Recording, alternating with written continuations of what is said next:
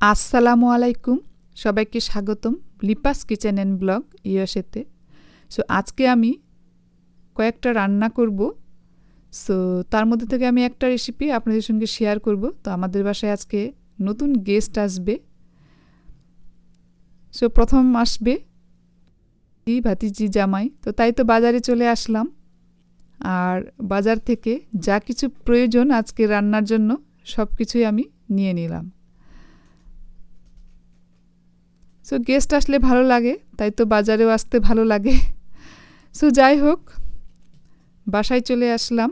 আর আমি আজকে রেজালা আপনাদের সঙ্গে শেয়ার করব। তো বিফ গোট যেটাই হোক সেমভাবেই রেজালাটা করতে হবে। তো এখানে আমি প্রথমে পানি ফুটিয়ে মাংসটাকে 5 মিনিট ফুটিয়ে নিলাম। সো ফুটিয়ে নেওয়ার পরে আমি ভালো করে ওয়াশ করে নিলাম, কারণ প্রচুর ময়লা বের হয় এই মাংস থেকে। সো এখানে যা যা মশলা লাগতেছে, তো আমি এখানে 5 পাউন্ড নিয়েছি মাংস। আর পেঁয়াজ বেরেস্তা 1 কাপ, কাজু বাদাম 26টা, কিশমিশ 30টা, আর জয়ত্রী একটা বড়, আর স্টার একটা। সো কাঁচামরিচ স্বাদ মতো নিয়েছি, আলু বখরা 7টা নিয়েছি, আর আদা রসুন বাটা 4 চা চামচ, 2 চা চামচ করে। আর বেরেস্তার তেলটাই নিয়েছি 1 কাপ, ইয়োগার্ট 4 কাপ, আর শুকনো মরিচের গুঁড়ো 1 চা চামচ, জিরের গুঁড়ো 1 চা চামচ, ধনিয়া গুঁড়ো 1 চা চামচ, গরম মশলা 1.5 চা চামচ নিয়েছি। তো ঘি 1 টেবিল চামচ, আর কেওড়া জল কিংবা পানি 2 চা চামচ, চিনি লাগবে 2 চা চামচ, আর কেটে নেওয়া পেঁয়াজ 1 কাপ, তেজপাতা 2টো, সাদা এলাচ 4টে, লবঙ্গ 4টে, গোলমরিচ 15টা, দারুচিনি 3 ইঞ্চি সাইজের। সো এখন আমি প্রথমে পেঁয়াজ বেরেস্তা, দই আর চিনি 2 চা চামচ, কাজু বাদাম, কিশমিশ আর 1/3 কাপ মিল্ক দিয়ে আমি এটাকে ব্লেন্ডার করে এক সাইড করে রেখে দেব। সো পানি দিয়েও ব্লেন্ডার করা যাবে, তবে মিল্ক দিয়ে করলে এটার স্বাদটা খুব ভালো থাকে। সো যাই হোক, আমি এখন রান্নাতে চলে আসলাম। চুলোয় একটা প্যান বসিয়ে ভালো করে গরম করে নিয়ে তেলটা দিয়ে দিলাম। দিয়ে আমি তেলটাকে গরম করে নিয়েছি। এখন আমি গোটা মশলাগুলোকে দিয়ে আমি কিছুক্ষণ নেড়েচেড়ে আমি মাংসটাকে দিয়ে দিলাম। সো মাংসটাকে এখানে আমি 5 মিনিট ভেজে নেব।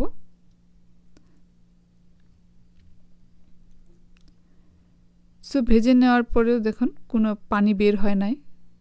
তো এখানে আমি পেঁয়াজটা দিয়ে দিলাম কেটে রাখা, আর কাঁচা মরিচ কিছু দিয়ে দিলাম। দিয়ে আমি আরও এটাকে 5 মিনিট ভেজে নেব।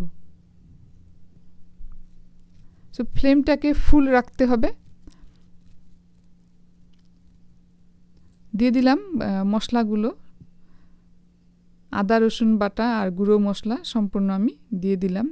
দিয়ে এখন আমি আরও কিছুক্ষণ ভালো করে মিশিয়ে নিয়ে এখন দিয়ে দিচ্ছি লবণ। সো লবণটা দিয়ে আমি আরও কিছুক্ষণ ভেজে নিচ্ছি। নিয়ে আমি পানি দিয়ে দিলাম 3 কাপ, ঢেকে রাখবো 10 মিনিট। আমি 10 মিনিট পরে ফিরে আসলাম। তো এখন আমি দিয়ে দিচ্ছি এখানে জয়ত্রী আর স্টারটা আমি ক্রাশ করে নিয়েছি, নিয়ে আমি এখানে এখন দিয়ে দিচ্ছি। দিয়ে আমি আরও ঢেকে রাখবো 5 মিনিট। সো আরও 5 মিনিট পরে আমি ফিরে আসলাম। তো পানি একদম কমে গিয়েছে।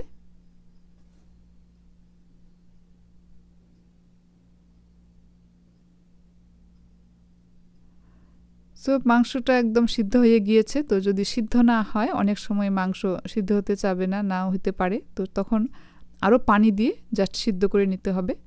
আর এখন আমি এই পর্যায়ে দিয়ে দিচ্ছি বেটে নেওয়া কাজু বাদাম আর দইটা, কিশমিশ, এটা আমি দিয়ে দিলাম। দিয়ে আমি খুব ভালো করে মিশিয়ে নেব। সো এই বাদামটা দেওয়ার পরে পেস্টটা দেওয়ার পরেই কিন্তু লেগে যাওয়ার চান্স থাকে, তো অনবরত নাড়তে হবে এই সময়। আর এখানে মনে রাখতে হবে যে যেন লেগে না যায়, পুড়ে যেন না যায় একবারে। সো সবসময় নাড়তে হবে এটা। এখন এই পর্যায়ে আর আমি আলু বোখারা দিয়ে দিলাম, আর কাঁচা মরিচটা আমি স্বাদমতো দিয়ে দিলাম, কেওড়া জল, পানি যেটাই হোক আমি দিয়ে দিচ্ছি, দিয়ে আমি ঘি দিয়ে দিচ্ছি 1 টেবিল চামচ ঘি দিয়ে দিলাম। সো আমি এখন আরও শেষ পর্যায়ে নেড়ে ভেজে নেব। সো এ সময় একটা খুব সুন্দর সুঘ্রাণ বের হয়েছে। সো আমি আবারও বলছি, নিচে যেন পুড়িয়ে না যায়। সো রেজালার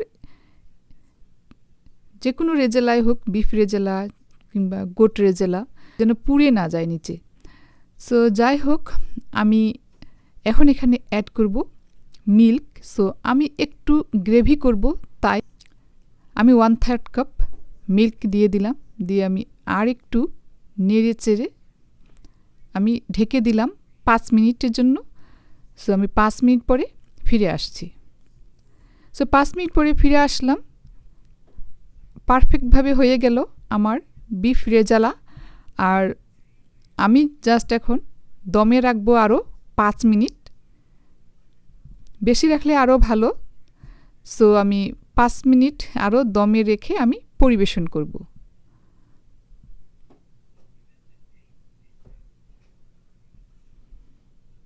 বাচ্চাগুলো অপেক্ষা করতেছে তাদের দুলাভাইয়ের জন্য। সো চলে আসলো আর ফ্লাওয়ার দিয়ে ওয়েলকাম করলো।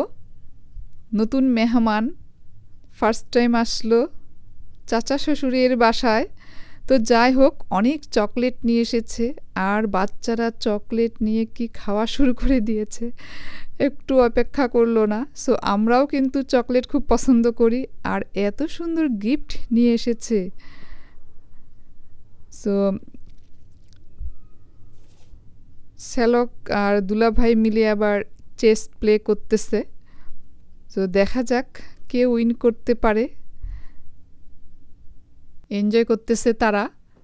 সো অনেক হ্যাপি, আর গেস্ট আসলে আমরা সবাই হ্যাপি হই অনেক। সো এখন ডিনার টাইম। আমি একটা গোটা চিকেন করেছি, আর চিকেন রোস্ট, চিকেন কোরমা, কাবাব করেছি, লাউ চিংড়ি, তারপরে বিফ রেজালা। সো এই রেজালাটা কিন্তু খেতে অসাধারণ হয়। এই যে বিফ রেজালাটা কিংবা গোট রেজালা সেমভাবেও তৈরি করা যাবে। তো দেখি জামাই কি বলে আমার হাতের রান্না। নতুন মেহমানদের জন্য অল্প সময়েই আমি পেয়েছি আর কি, অল্প সময়ের মধ্যে এগুলো আমি করেছি। যাই হোক, দেখি রায়তা দিয়েছি, তারপরে পোলাও, ইলিশ মাছ,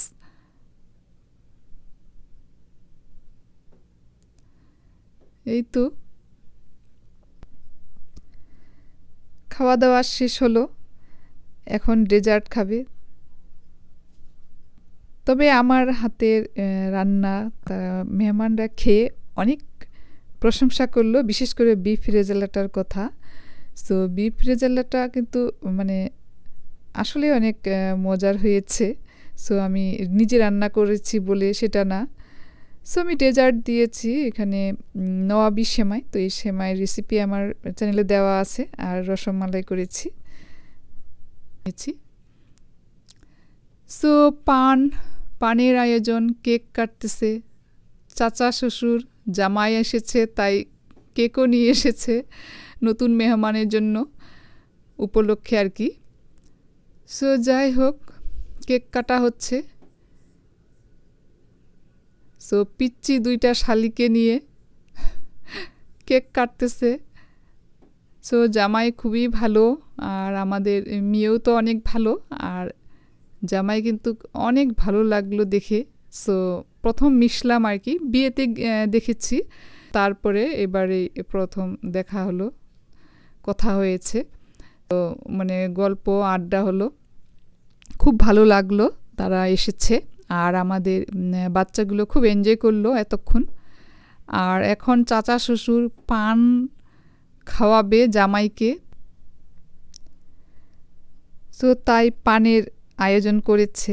আর অনেক আইটেম দিয়ে পানের যে আয়োজনটা করেছে আসলে অনেক ফানি মনে হচ্ছে।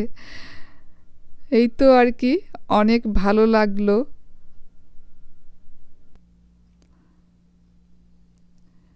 এরা আবার এদিকে লুডো প্লে করতেছে, বাট লুডোর ডাইস গুটি কিন্তু একটাও নাই। সো দাবার যে গুটিগুলো আছে সেগুলো দিয়েই প্লে করতেছে, আর ফোনের মধ্যে কাউন্ট করে করে তারা নাম্বার উঠাচ্ছে, সেই নাম্বার দিয়ে আবার প্লে করতেছে। তো কেমন লাগলো ফ্রেন্ডস অ্যান্ড ফ্যামিলি আমার আজকের এই ভিডিও? আর যদি ভালো লেগে থাকে তো please like, comment, share and subscribe করে পাশে থাকবেন। যারা সাবস্ক্রাইব করেছেন তাদেরকে অসংখ্য ধন্যবাদ, যারা আগামীতে করবেন তাদেরকেও অসংখ্য ধন্যবাদ। সো শেষে ছোট্ট করে গিফট দিয়ে আমরা আজকের মতো এখানেই শেষ করলাম। সো সবাই ভালো থাকবেন। আল্লাহ হাফিজ।